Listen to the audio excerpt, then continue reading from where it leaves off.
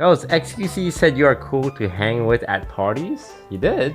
Well, that's really kind of him. Which is the 100 Thieves party, which was super cool. It was also Nick's birthday, and it was fun. It was like a really cool party. I talked to Toast. Toast is cool. I like Toast a lot. I think Toast is a cool guy. I always like talking to Toast. This is where I'm at when talking to Toast. Whenever I talk to Toast, I have a good time. Oh, that's really sweet. My favorite thing is how he says, I like talking to Toast like 5 times. I like talking to Toast. When I talk to Toast, I have a good time. It's always a good time talking to Toast. I had a good time talking with X.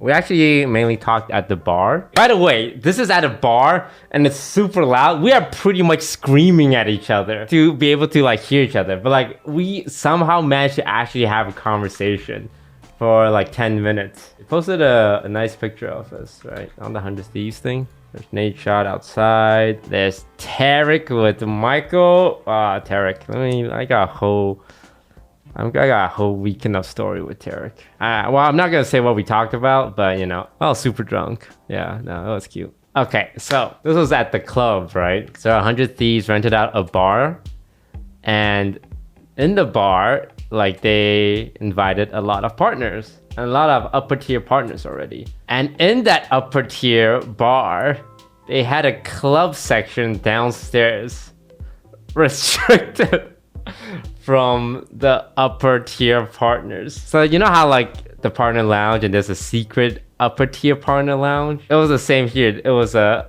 bar for the upper tier partners, but it's a club for the upper tier partners. So a lot of people who were at this bar were probably like, wait, where's all the famous streamers that came to network? Where are they? Yeah, I saw XQC like 5 minutes ago. Did he leave? But yeah, Leslie thankfully got a lot of us in because Leslie's 100 Thieves. Like she would go up to like the special doorman and say, hey, you know, these are my friends. Can I get a couple of those extra passes? Which was really nice of her. But like as clouded as it might sound, the biggest cloud one was the phase one. And that one is so clouded, I couldn't even get in. I hope that gives you context of how clouded that party was. But yeah, I remember being kind of embarrassed because I don't go to these clubs a lot. I remember like waiting in line and this fan that was like walking by is like, oh, Toast, I thought you'd be famous enough to get in. And that was a real blow to my ego. Like, I don't want to be here. God, I'm so embarrassed. They think I'm like no clout. I'm a regular partner. Oh no. Yeah, I got ego checked. I got clout checked and then ego checked. But I eventually got in after 30 minutes of waiting, thanks to some agents I know. And that humbled me. It humbled me real quick. Yeah, I had a good time talking with XCC. It's also funny because like the way we first met each other was literally screaming at each other in a game of Among Us and insulting each other. But yeah, I think since then we both kind of chilled out. Honestly, okay, if he wants to play Among Us VR, let's bring it back. But, oh yeah, Tarik. Yeah, Tarik for some reason somehow ended up spending all 3 nights of TwitchCon at the OTV house. I don't know how he gets there. There's always a party every night. The first one was the phase one. And like I would see him there. I go, yo, Tarik, what's up? I'm like, okay, I'm going home. And when I get home, my phone starts ringing. It's a New York number. I'm like, who's calling me from New York? Yo, Toast. Yo, where you headed? Where you going? You guys still partying? Yo, what's up, man? I said, no, Tarik, I'm gonna go home. It's 3 a.m., man. Oh, you guys are done party? Come on, let's keep going. Bro, if you wanna come over, I'll have a drink with you. Like, most of the OTV people are here, but we're just kind of chilling. Yeah, I'm coming over. And I'm like, cool. And then 15 minutes later, yo, Toast. Yo, can I bring people? Like, yo, what's the vibe over there? You guys like drinking and shit? Like, Tarik, I already told you, like, you can bring people, but I'm probably gonna go to bed. Sure. Yeah, I'm coming over. So he brings a friend, a really cool guy, Nate Hill. I think he plays Fortnite. And somehow, like, we're by the beachfront, right? We have an Airbnb by the beachfront. It's like, yo, let's go to the beach. You guys want to go to the beach? Let's just go to the beach. I'm like, okay. I mean, it was a really nice night. It's like pitch black, by the way. There's like 0 lights on the beach. I'm like, okay, I mean, we got a beachfront property. We go to the beach and we just hang out there. I'm like just dipping my toe in the water. And I turn around and I see John, Tarik, Michael, and Nate Hill start taking their clothes off. I'm like, what is happening right now? What are you guys doing? It's 4 a.m. We were just gonna dip our toes. And of course, me and Scar succumb to peer pressure and we start taking our clothes off.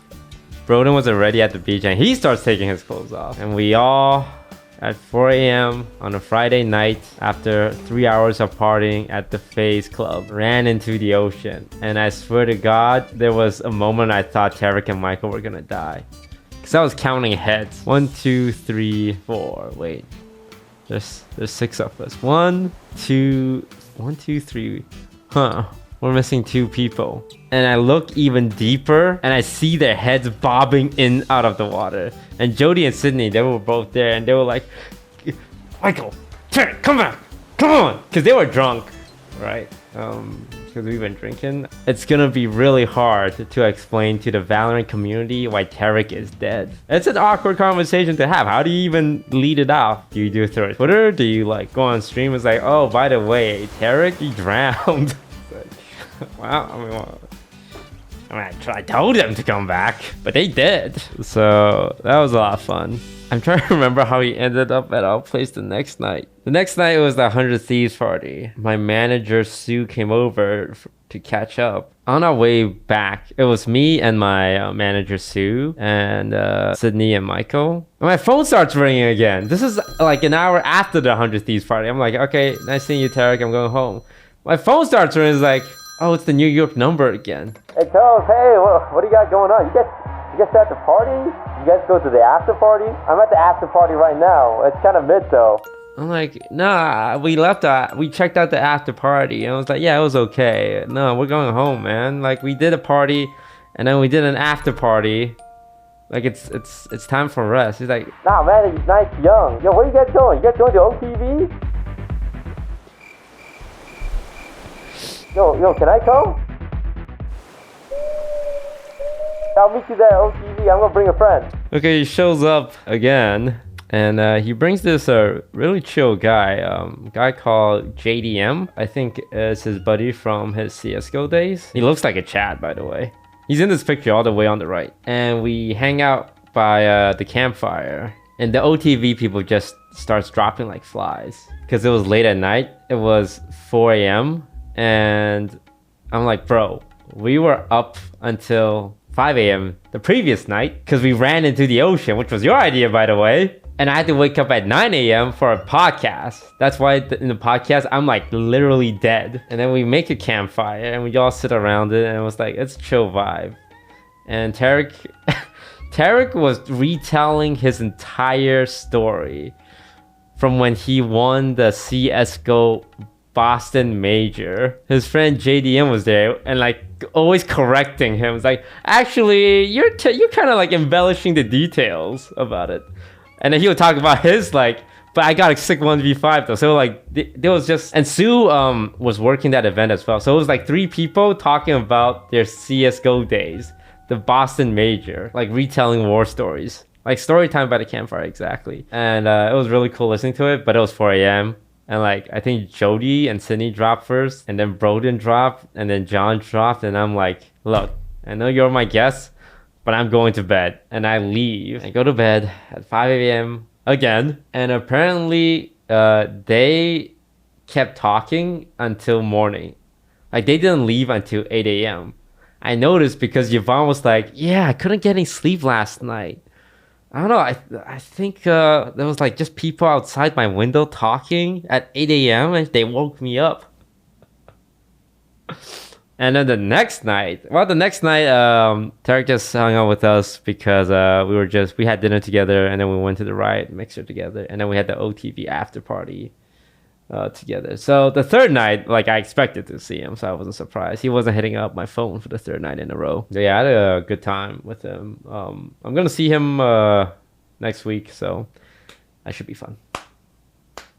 Because we're flying to New York in a week again.